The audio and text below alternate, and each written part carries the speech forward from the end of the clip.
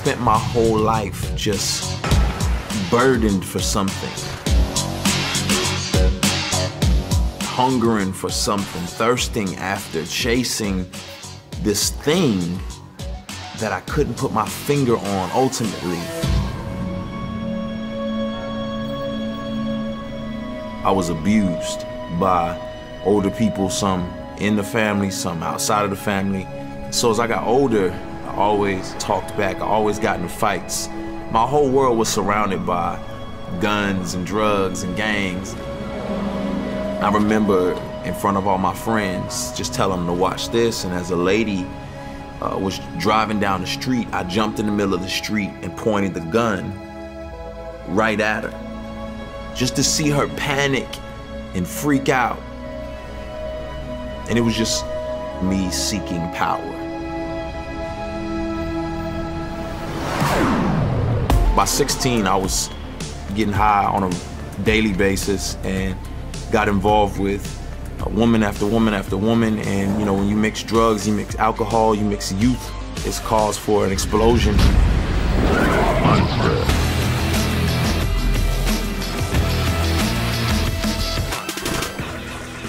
My mother was really concerned about me. I remember she just grabbed the Bible and said, "I don't know what to do, but you just need to read this Bible."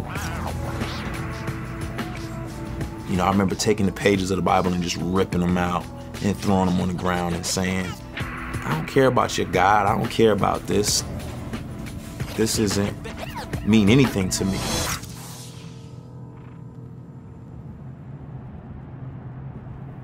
I was in a really dark place.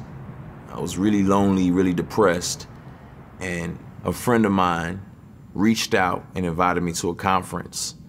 And I'm thinking, why not? My mind was blown when I got there. I had never seen anything like it. I saw guys with bullet wounds and ex-gang members who loved Jesus, and I had never seen anything like that before. And so I was intrigued.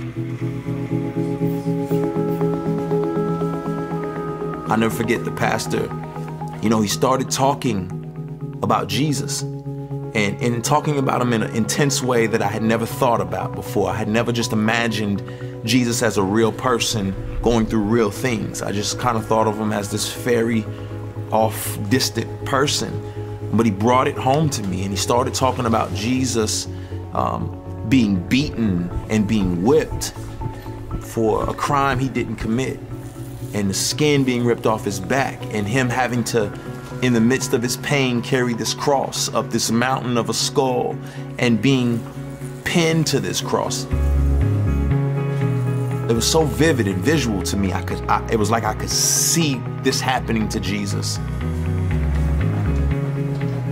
And I remember him saying, like, "How dare you tough guys call my Jesus a punk?" You know, like, look at what he went through. And then the preacher said, "Do you not know you've been bought with a price?" And it just came to a head. It was like, wow.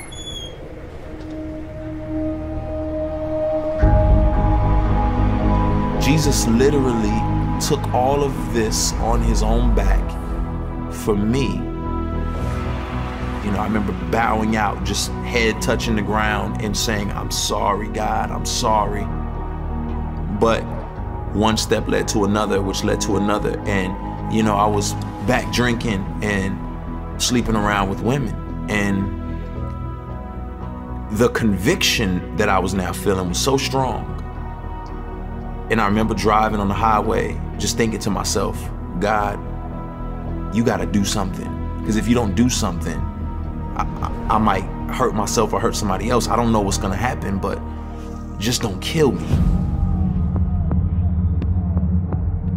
I get cut off by a truck, and my truck just starts tipping until it flips over and starts rolling fast. The glass is coming in, the windshield cracks. I'm not wearing a seatbelt at all, so I'm kind of floating around the car. And I looked myself over. There was just a piece of glass stuck in my arm, and I pulled it out, and that was it. I said, Lord, I need to get with you. I need you to change me. I need you to really make this real, and I need to stop running from you. I was genuinely trying to know him more and read my Bible and grow. And I really began to be a passionate Christ follower. But you set me free. I gave you no reason to give me new seasons, to give me new life, new breathing. But you hung there bleeding. You died for my lies and my cheating, my lust and my greed.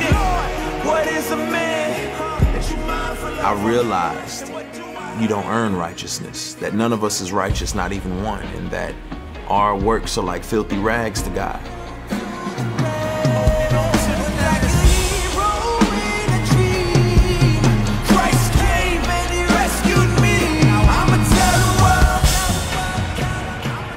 Jesus lived the life I could not live and died the death I should have died.